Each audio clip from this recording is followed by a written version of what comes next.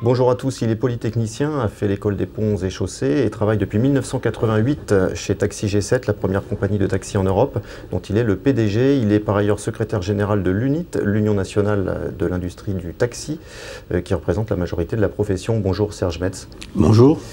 Hier, plus d'un millier de taxis ont paralysé en partie la capitale pour protester contre les véhicules de tourisme avec chauffeur, les fameux VTC. On avait pourtant cru comprendre que le gouvernement avait largement restreint les conditions d'exercice de cette profession pour les VTC. Vous en demandez plus aujourd'hui ? Écoutez, aujourd'hui, la réglementation n'est tout simplement pas appliquée. Il y a eu des décrets, par exemple, pris à l'été 2013, obligeant les sociétés de VTC à appliquer des prix forfaitaires. Ils ne sont pas appliqués aujourd'hui. Il y a une interdiction, comme vous le savez, de charger sur la voie publique, puisque ce ne sont pas des taxis. Oui, pas de maraude, comme on dit. Pas de maraude et pas de prise en charge sur la voie publique, pas de stationnement sur la voie publique. Or, vous ne pouvez pas sortir d'une gare ou d'un aéroport sans être racolé par des conducteurs de VTC. Donc aujourd'hui, la réglementation n'est pas appliquée, donc on peut comprendre l'exaspération des professionnels. Le point sur lequel on s'est pas mal focalisé ces dernières semaines, c'est la nouvelle réglementation qui oblige les VTC à attendre 15 minutes entre une réservation et la prise en charge du client. Ce point-là est respecté par les VTC, d'après ce que vous en savez ? Non, ce point-là n'est pas respecté non plus. Et d'ailleurs, officiellement, les acteurs de la VTC ont indiqué qu'ils ne respecteraient pas ce délai, alors qu'il est inscrit maintenant dans les lois de la République. Donc on est quand même dans une situation extrêmement difficile, dans laquelle il y a en permanence si vous voulez, des sociétés de VTC qui ne respectent pas les lois et les règlements en vigueur. Donc on peut comprendre encore une fois que ça crée des difficultés pour les professionnels du taxi. Mais pour que les choses soient claires, vous, ce que vous demandez, c'est le respect pur et simple de la réglementation telle qu'elle existe aujourd'hui, ou est-ce que vous souhaitez qu'on aille un peu plus loin? Parce que hier, on voyait certains acteurs du monde des taxis dire il faut aller plus loin que ces fameuses 15 minutes, il faut imposer une demi-heure, voire une heure, j'ai lu ça quelque part, une heure de délai entre la réservation et la prise en charge du client pour les VTC. C'est le genre de choses que vous réclamez également? Alors, il faut revenir sur le fond. Alors, sur le fond, vous avez une profession qui sont les taxis, qui ont le droit de charger sur la voie publique et de faire donc des demandes immédiates pour satisfaire les clients. Et puis depuis 2009, il y a une autre loi qui réglemente les sociétés de véhicules de tourisme avec chauffeur, qui est une réglementation beaucoup plus souple, c'est-à-dire tarif libre. Vous pouvez multiplier par 3 les tarifs le jour de la Saint-Sylvestre, comme certains acteurs de la VTC le font. Pas de contrainte de temps de travail, pas de licence à acquérir. Et donc, ce secteur des véhicules de tourisme avec chauffeur, le législateur a prévu que ça soit uniquement sur réservation préalable. Donc, effectivement, si la réglementation était respectée, il n'y aurait pas de souci. Et le gouvernement a jugé que 15 minutes, c'était le critère qui permettait de séparer la charge sur la voie publique de la réservation préalable. Et 15 minutes, ça vous satisfait? Alors, 15 minutes, si c'était respecté, que les tarifs forfaitaires étaient respectés et que les VTC ne faisaient pas en permanence du stationnement sur la voie publique ou de la maraude électronique, puisque aujourd'hui grâce au GPS, le nouvelle technologie. Exactement, il y a du racolage passif qui est fait en permanence par les sociétés de VTC, qui correspond à la demande immédiate et donc au marché du taxi. Donc si la réglementation était respectée avec vraiment une volonté des pouvoirs publics de faire respecter les lois, les règlements et les décrets, oui, ces 15 minutes pourraient suffire. Nous avions prévu avec le gouvernement un rendez-vous pour faire le point, pour voir si cette mesure est suffisamment efficace ou non. Alors aujourd'hui, on a une procédure judiciaire en cours, puisqu'un certain nombre d'acteurs des VTC ont saisi le Conseil d'État en référé pour remettre en cause cette réglementation des 15 minutes. Si le Conseil d'État donnait raison aux VTC, qu'envisageriez-vous de faire vous-même ? Écoutez, ça poserait le problème surtout au gouvernement, puisque vous ne pouvez pas avoir concrètement 2 réglementations pour le même métier.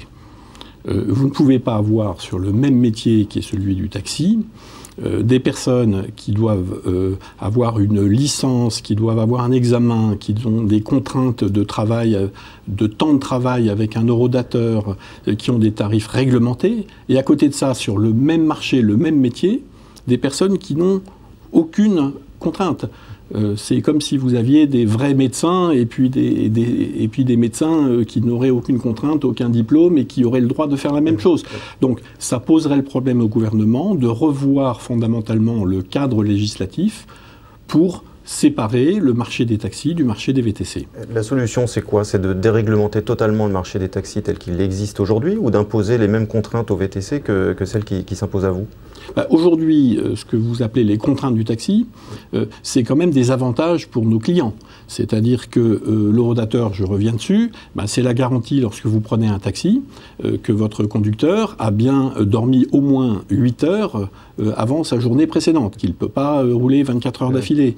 Le tarif qui est réglementé par l'État, c'est quand même la garantie qu'on ne va pas vous doubler ou vous tripler le tarif parce que il y a eu, par exemple, une tempête sur la côte Est aux États-Unis et puis un acteur de VTC bien connu qui exerce également à Paris, qui en a profité pour multiplier par 5 ses prix. Donc ces contraintes du taxi sont quand même des avantages consommateurs. Mais les VTC affichent en début de course le prix de la course. Donc là, normalement, il n'y a pas de mauvaise surprise pour le client qui, en toute connaissance de cause, fait appel à un VTC.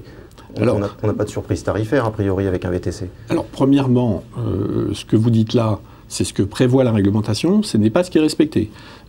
Plusieurs des acteurs majeurs de la VTC, malgré le décret du 30 juillet 2013 qui prévoit l'annonce du prix à l'avance aux clients, continuent d'appliquer des prix eurokilométriques, notamment celui qui est filiale d'une grande société californienne qui continue d'appliquer qui continue d'appliquer des prix eurokilométriques et donc de ne pas annoncer à l'avance le prix total que vous allez payer. Donc à partir du moment où ça n'est pas respecté, le client est pris en otage. Donc si vous voulez, toutes ces contraintes du taxi, elles ont pas été mises là pour embêter ni les chauffeurs de taxi, voilà, elles ont été mises là pour protéger les consommateurs. Le taxi, c'est quelque chose qui est ouvert à tous. Un taxi, par exemple, n'a pas le droit de refuser une course parce que la destination ne l'intéresse pas, contrairement à un VTC. Oui, moi, il m'est déjà arrivé de rencontrer des taxis qui refusent de me prendre parce que la destination ne l'intéressait pas. Ça existe, ça existe aussi. On est d'accord, vous et moi, que le taxi doit améliorer sa qualité de service, que en ce sens, la concurrence a du bon, c'est-à-dire que, bien évidemment, il faut que les chauffeurs de taxi améliorent leurs prestations, il faut que les quelques cas dans lesquels il peut y avoir un refus de destination, un refus de carte bleue, tout ça, il faut que ça soit terminé, mais il ne faut pas oublier quand même que les taxis parisiens transportent plus de 100 millions de passagers par an. Donc c'est quand même quelque chose d'important, sans aucune subvention. C'est quand même le transport public à la demande qui n'est pas subventionné. Très rapidement, Serge Metz, on dit qu'il n'y a pas assez de taxis dans Paris aujourd'hui. Vous le confirmez? Il faut accorder plus de licences aux chauffeurs de taxi? Non, alors je ne confirme pas, d'une part, parce que 90% de la journée, vous avez au contraire trop de taxis. Il suffit de regarder les stations de taxi, les taxis ne savent plus où stationner. Donc aujourd'hui, il y a à Paris des problèmes ponctuels très ramassés, qui sont dus d'une part à 8 heures le matin aux conditions de circulation auxquelles sont soumis les VTC. Donc vous remplacez un taxi par un VTC, ça ne règle pas ce problème de la circulation à l'heure de pointe du matin. Et il y a effectivement un autre problème, d'où l'annonce du gouvernement sur les nuits, notamment du vendredi soir et du samedi après 2 heures du matin, parce que le métro ferme à 2 heures du matin.